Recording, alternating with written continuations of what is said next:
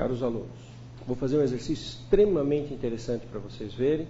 Aplicação de teoria de máximos e mínimos, aquele critério do sinal da segunda derivada.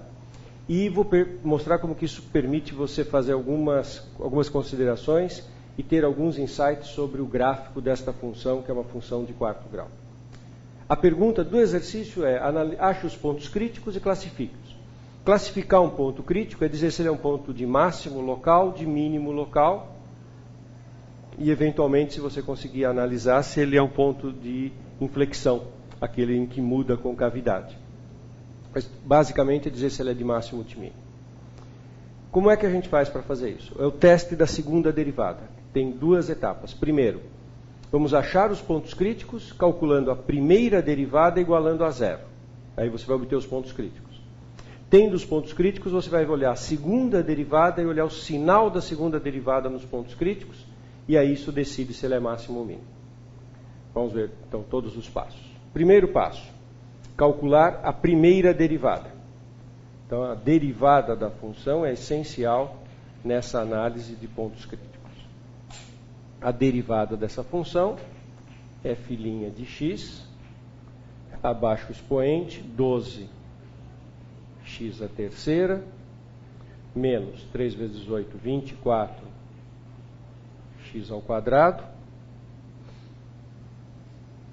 abaixo o expoente, menos 36x, e o 12 é constante, derivada a zero. Como aqui não tem termo de grau 1, não apareceu nenhum termo constante na derivada. A derivada tem esses três termos. Para achar pontos críticos, o próprio conceito de ponto crítico é ponto onde a primeira derivada é zero. Então nós temos que pegar esta fórmula, que é a da primeira derivada, e igualar a zero. Isso nos leva a uma equação. No nosso exemplo, 12x ao cubo menos 24x ao quadrado menos 36x igual a zero. Observe que, dependendo da complexidade da função original, será a complexidade da equação que nós vamos ter que resolver. É comum acontecer de nós cairmos numa equação muito difícil e que a gente não consegue calcular as raízes diretamente. Para isso existem métodos numéricos, computacionais, aí tem toda uma outro ramo aí de estudos para os casos em que as equações são intratáveis de uma maneira mais elementar. No nosso exemplo, a equação é de grau 3, mas observe que ela é incompleta, ela não tem o termo constante, ela tem x em todos os termos. Isso nos permite resolver essa equação colocando x em evidência. Se você observar também que todos os termos são múltiplos de 12, você pode colocar 12x em evidência, que isso vai facilitar os nossos cálculos.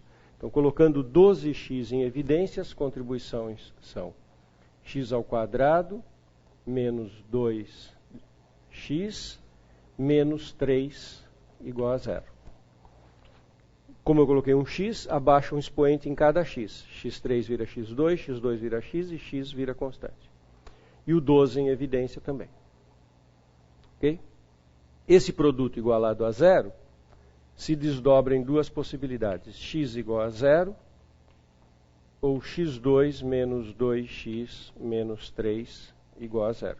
Claro que o 12 eu posso descartar, porque eu estou procurando aqueles valores da incógnita que anulam a minha equação. E a equação vai ser nula por conta do x, não por conta do 12.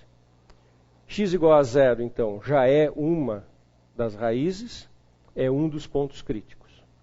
Para obter os outros, eu tenho que resolver esta equação de grau 2. Essa equação de grau 2 tem um delta, que é b ao quadrado, menos 2 ao quadrado, menos 4 vezes a vezes c, que dá 16.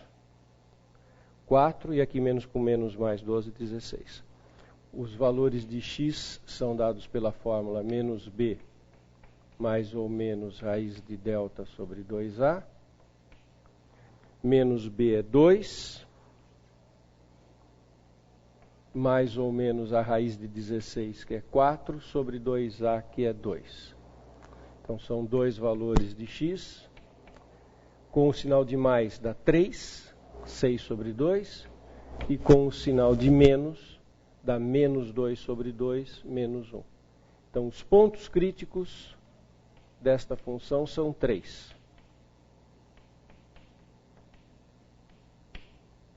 Menos 1, 0 e 3. Então, 3 pontos críticos para serem analisados. O exercício pediu para a gente calcular os pontos críticos e decidir se eles eram máximo ou mínimo, ou o que fosse, classificá-los. Então, agora nós temos 3 candidatos, aqui, 3 pontos críticos. Como é que eu decido se é ponto de máximo ou de mínimo? Olhando para a segunda derivada. Na verdade, olhando para o sinal da segunda derivada. Então, próximo passo, calcular a segunda derivada da função.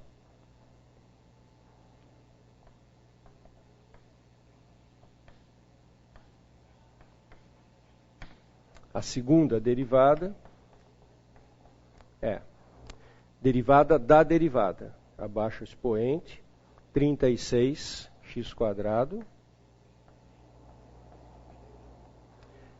Esse menos 24x2 fica menos 48x. E aquele menos 36x fica menos 36. Agora eu vou olhar essa segunda derivada calculada nos pontos críticos, para ver que sinal que tem.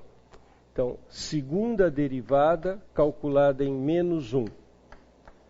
Isso fica 36, menos 1 ao quadrado fica mais 1, 36. Menos 48 vezes menos 1, fica mais 48. E menos 36. Isso cancela, dá 48, que é um número positivo. Aí então entra o teste da segunda derivada. Se a segunda derivada calculada naquele ponto crítico é positiva, é porque o ponto crítico é ponto de mínimo. Então eu já tenho o primeiro ponto classificado. O ponto menos 1 é ponto de mínimo local. E aí eu preciso fazer essa mesma análise nos outros 2 pontos críticos. Vou anotar aqui o resumo da minha análise. Então vamos lá. Segunda derivada agora calculada em 0, que é o segundo ponto crítico. Menos 1, 0 e 3. Segunda derivada calculada em 0. Aqui dá 0, menos 36. Menos 36, negativo. Isso significa que 0 é ponto de máximo local. O teste da segunda derivada diz exatamente isso. Se a segunda derivada no ponto crítico é mais, o ponto é de mínimo. Se a segunda derivada é menos, o ponto é de máximo. Então, como no 0 a segunda derivada é negativa, é ponto de máximo local. E no 3, é só fazer a análise, dá 36 vezes 9, menos 48 vezes 3 e menos 36. Que dá um número que a gente tem que fazer a conta para ver o que acontece. 9 vezes 6, 54.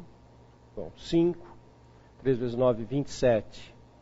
Com o 5, 32. 324. Menos 3 vezes 8, 24. Bom, 2, 3 vezes 4, 12. 144. E menos 36. Mesmo sem fazer a conta até o fim, eu estou vendo que esse positivo é maior do que esses 2 negativos. Então isso é positivo. Basta saber o sinal, não precisa fazer a conta até o fim. Sabendo que ele é positivo, eu já concluo que 3 é ponto de segunda derivada positiva, é ponto de mínimo. E isso é o que o exercício pediu, que nós achássemos os pontos críticos e classificássemos. Estão aqui os 3 pontos críticos classificados. Então, essa é uma ferramenta importante. Vou fazer um comentário final nesse exercício. O exercício não pediu o gráfico da função original de grau 4. Se nós tentássemos usar as nossas técnicas de derivadas para fazer gráficos, intervalos de crescimento, máximos e mínimos, teria algumas dificuldades, por exemplo, para calcular as raízes daquela função, para saber onde é que aquela função exatamente corta o eixo do x, das abscissas. Cairíamos numa equação de grau 4, que não é uma equação trivial de ser resolvida. Mas, a menos de dificuldades técnicas, aquele método que nós estudamos permitiria fazer esse gráfico. Eu vou mostrar como é que é o gráfico para vocês perceberem como que mesmo esta pequena resposta parcial aqui já começa a nos dar umas informações interessantes. Mas, repito, isso não fazia parte do exercício. Mas olha que coisa interessante. Nós acabamos de ver o seguinte. No ponto menos 1, nós temos um mínimo local. Precisaria fazer uma análise mais delicada, que eu não vou fazer, de saber no menos 1 se o sinal disso seria positivo ou negativo. Você iria encontrar aqui um ponto de mínimo local. No menos 1. Mínimo local, a função faz isso, que é mínimo. No 0, se você substituir lá na função, você vai encontrar um ponto de máximo local. E no 0, aquela função original vale 12. Então eu teria aqui um ponto de máximo local, a função faz isso. E no 3, aqui no 0. E no 3 nós temos um mínimo local, a função faz isso. Então, embora o exercício não tenha pedido o gráfico, como que será o gráfico de uma função que tem um máximo local aqui, um mínimo local aqui e outro aqui? Dá para a gente desconfiar que seria uma função assim.